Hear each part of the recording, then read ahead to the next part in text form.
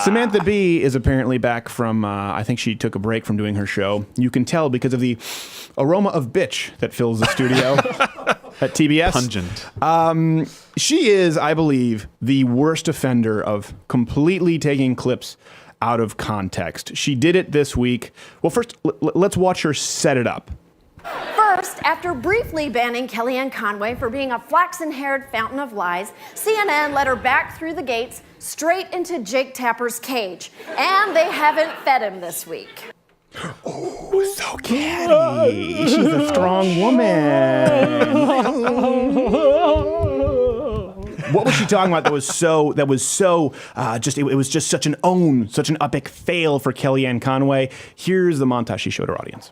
Saying that we don't cover terrorism, that's just false. Sprays of falsehoods coming from the White House. How about the president's statements that are false? Falsehoods, false. Damn, Jake. At first glance, it would look like Jake got the better of those exchanges. Right.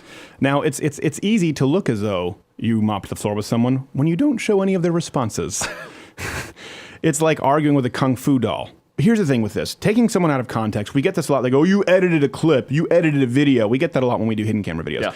All videos are edited. All clips are edited, okay? By its very definition, if you have 19 hours of raw footage and you have a 10-minute video, that's selectively editing. So I don't want to claim that here. Here's what's important. Editing out of context means you're making something look to be an event that it wasn't. Maybe even making it look to be the opposite. So Samantha Bee does this, and she's not really making comedic points. She's using it to make political points. Look at her sources on the show. It's almost always Salon, Vox, Daily Kos, Huffington Post. So you know where she's coming from.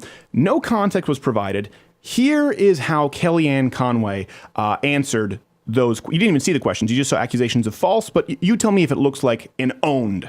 What the president is saying there, Jake, is that there are other attacks that don't get as much coverage. Obviously, the very sad incidents that you related where, frankly, CNN did amazing coverage. Well, I did this past week, and I regretted it tremendously because I used the wrong word to describe something several times. And I'm sorry because I've spoken literally millions of words on TV, I'm sure. I'm handed the information, I think you referred to it as well, that we have had an increase from 2014 to 2015. Yeah, I said that. In rapes and murders and assaults. I'm probably looking at the same data you are. Sounds pretty reasonable. Reasonable, yes. And you know what? Maybe Jake Tapper even got the better of her in that interview. Maybe it wasn't Kellyanne Conway's strongest interview. I'd advise going to watch it, the full 25-minute interview. I think we have it up at louderwithcrowder.com.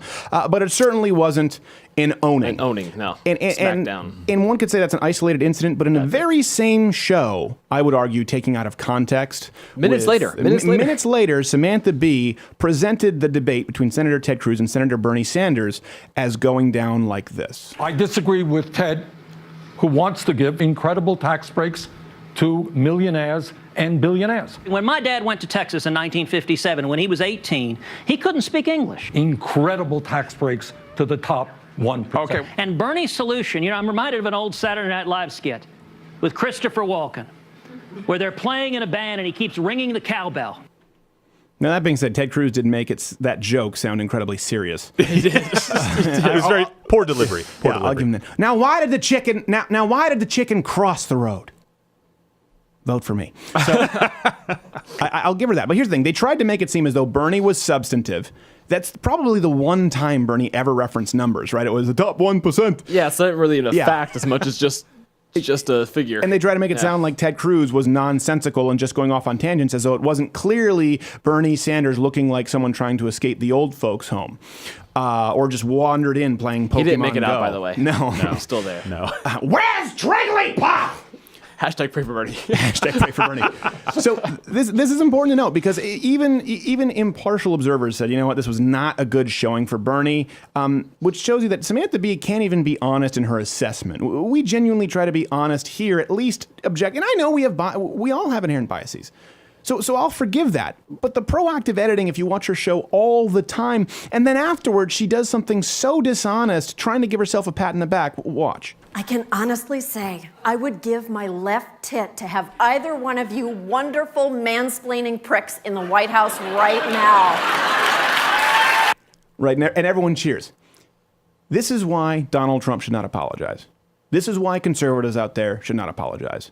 This is why guilted, browbeating, dear white people should not apologize. Because this is what the left does, right? They go, well, now because of Trump, Ted Cruz, just like they'll say, well, you know what? Compared to Trump, John McCain is okay, or Mitt Romney is okay, or Mitch McConnell is okay, or Ted Cruz is okay. They say it now when they're no longer a threat. But when those same people, if you go back in time, when every single one of them was politically relevant, they got the exact same attacks and treatment as Donald Trump. You were racist, xenophobic, transphobic, homophobic. They only try and concede some ground when you're no longer running for office. So Samantha Bee now trying to act as though she would take the moral high road. Well, not all Republicans are the same. Donald Trump is really bad.